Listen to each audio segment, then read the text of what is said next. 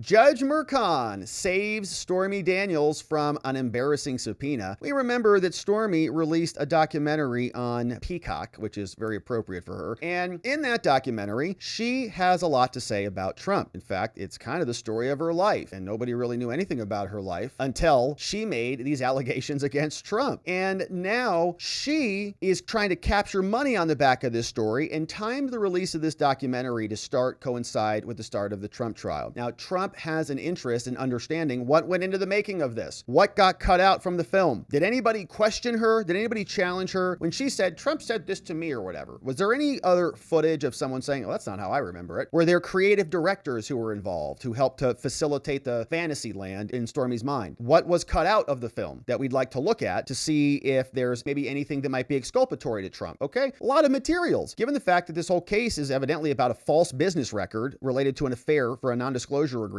so-called, allegedly. So Trump now has asked for those materials back so that he could investigate them and create a defense around that. Judge Juan Mercan has, of course, denied that. Now, Trump is out. Even though he's being locked down in New York, he is making a lot of media attention, and he was doing basically call-in interviews from New York. He called into a local news show and said, you know, speaking of this Bragg prosecution, I'm perfectly willing to take the stand. If I have to take the stand, willing to do it because I've done nothing wrong here. And here is what that sounded like when he called into 6 ABC today. Shift to the trial, if we could, for 1 second. Where is your concern level at this point regarding David Pecker's testimony and Michael Cohen's testimony? Well, Michael Cohen is a convicted liar, and he's got no credibility whatsoever. He was a lawyer, and you rely on your lawyers, but Michael Cohen was a convicted liar. He was a lawyer for many people, not just me. Are you prepared to take the stand if it comes down to it? Oh, sure, I'd very willingly take the stand. Right now, if you look at what the legal scholars are saying, and as I said, Jonathan Turley, McCarthy, Dershowitz last night, they say there's no case. There is no case. They brought a case that doesn't exist, and they're right, other than we have a very conflicted judge. The judge is highly conflicted. He should recuse himself immediately. There's never been a judge so conflicted as this guy. He should absolutely recuse himself immediately. That's all they have. They have a good judge for them, but other than that, they have no case. All right, so he would be willing to take the stand. I don't think that's going to happen, but you did hear him drop a little comment in there about Michael Cohen, and we're waiting for the judge's ruling on the contempt motion from Alvin Bragg, $1,000 for 10 different posts on Truth and other comments. So we'll see if they add that to the list, but we're still waiting for a ruling on that from the judge. But the judge, of course, is adverse to Trump. I think will always be adverse to Trump. His daughter is working for Joe Biden, so why would he be anything else? But this is what the judge came out with in an order denying Trump's request to go get some of that Stormy material, saying, here's my decision in order on Trump's motion to compel and their subpoena. Coming out of Juan Mercan, honorable so-called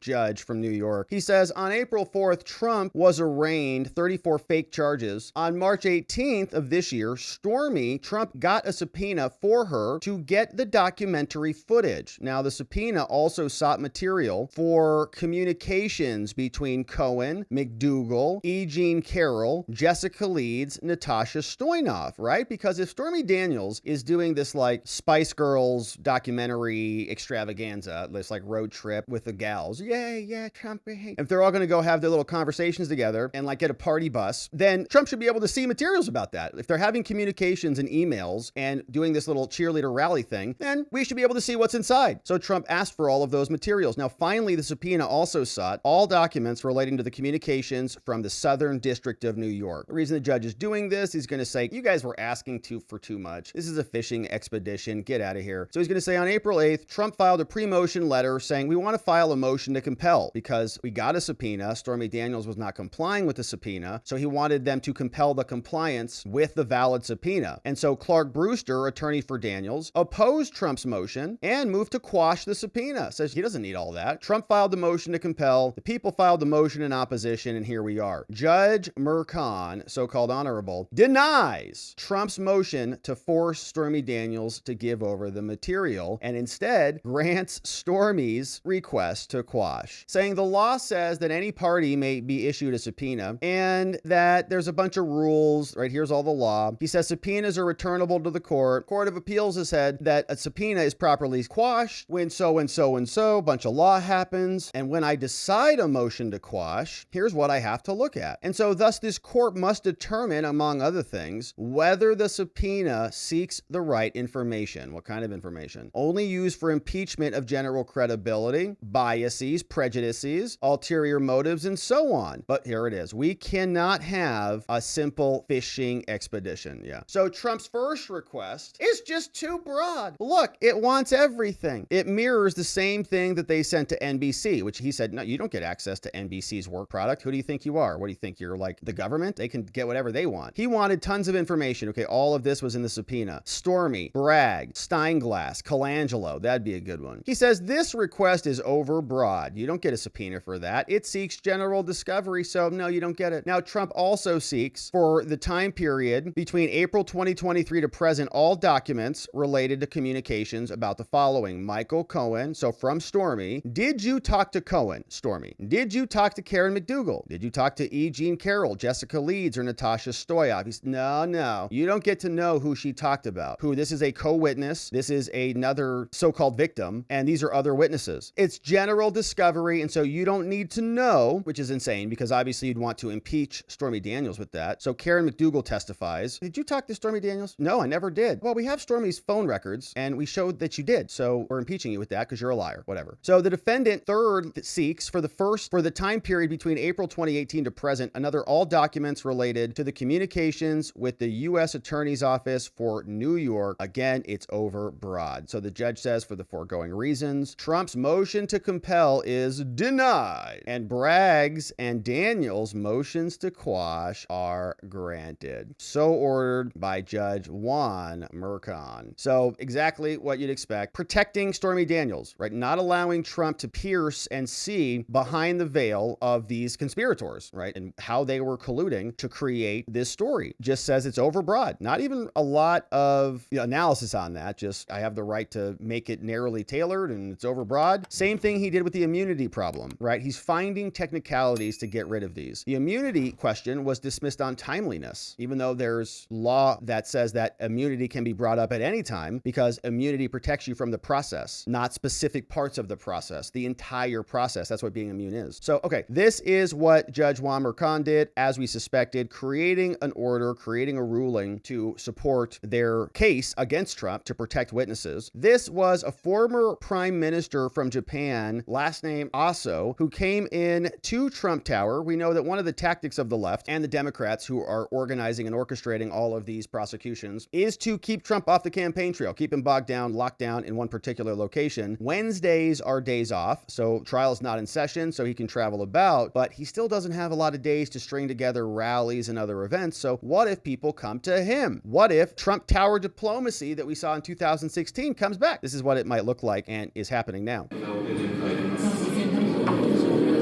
you can see, From Japan, many from Japan. A very popular man, you know that, right? Hey, it's great. You too. You look well.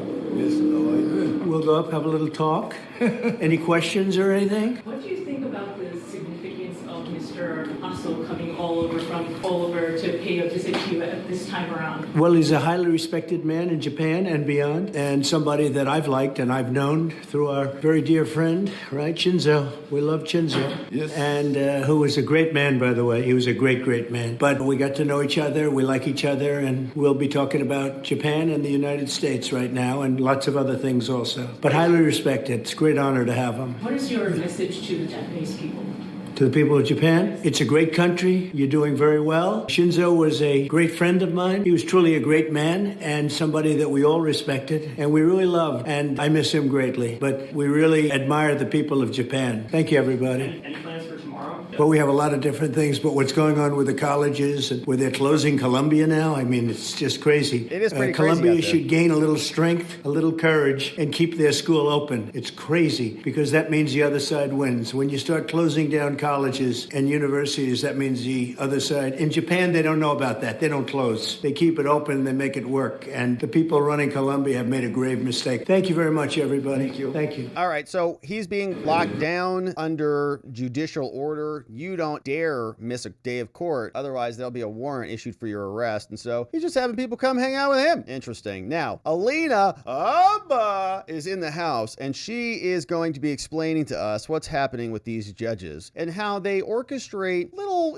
Hollywood trial type moments. So the media has talking points that they can latch onto and then create a bunch of headlines and news articles to try to embarrass the defense team. Here is Alina Habba explaining how this works. And it's sad, Carl, that he can't speak about it. The gag orders, the unconstitutionality. I mean, what is more Colombia, Russia? What is more third world? This is why we have people pouring into our country, running for freedom because inappropriately, but still doing it because of things like this. And now we're going to be like that. We are that. And it's disgusting. There's so many misguided people out there and children and college kids. And you're seeing this and they're just listening to propaganda, listening to, whatever feed they're getting. It's so sad. I can't even tell you. But what happened in court today with the gag order and this anger that you're seeing from these judges, it's very concerning. The same methodology that judges have done with me and the left-wing media, they'll run with it. They try and make attorneys on the team look or seem like they don't know what they're doing. They know that the press is in the room and they kind of play into it. They'll say things,